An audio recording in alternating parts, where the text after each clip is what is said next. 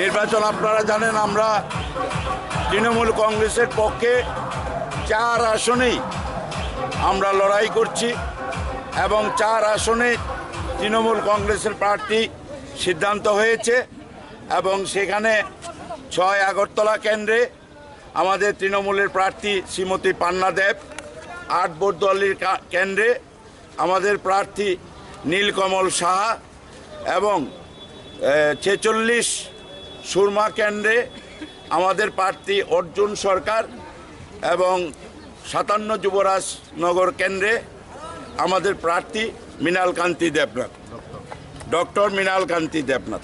আমরা লড়াই করব, জেতার জন্য লড়াই করব এবং তৃণমূল কংগ্রেস জিতবে এই রাজ্যে, আমরা নিশ্চিন্ত। আপনারা যারা বলছে তৃণমূল কংগ্রেস দুর্বল, তৃণমূল কংগ্রেস নেই, এবারের নির্বাচন তৃণমূল কংগ্রেসের নির্বাচন। তৃণমূল কংগ্রেসই এই রাজ্য থেকে 4টে আসনেই জয়লাভ করবে। শাসক দল এখনো প্রার্থী দিতে পারেনি, সে বিষয়ে কি বলবেন? শাসক দলে প্রার্থী দেবে কি করে? শাসক দল তো শুরু থেকেই একটা অব্যবস্থা আর বিশৃঙ্খলার মধ্যে চলছে। আপনারা নিশ্চিন্ত থাকুন যে এই বিজেপিকে আর মানুষ ভোট দেবে না, বিজেপি ঘুরে আসবে না।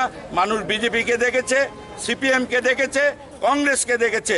এবার মানুষ আমাদের মা মাটি মানুষের নেত্রী মমতা বন্দ্যোপাধ্যায়ের সেই তৃণমূল কংগ্রেসকে ত্রিপুরায় মানুষ দেখবে, আমার বিশ্বাস, এবং মানুষ সেই সিদ্ধান্ত নিয়ে নিয়েছে।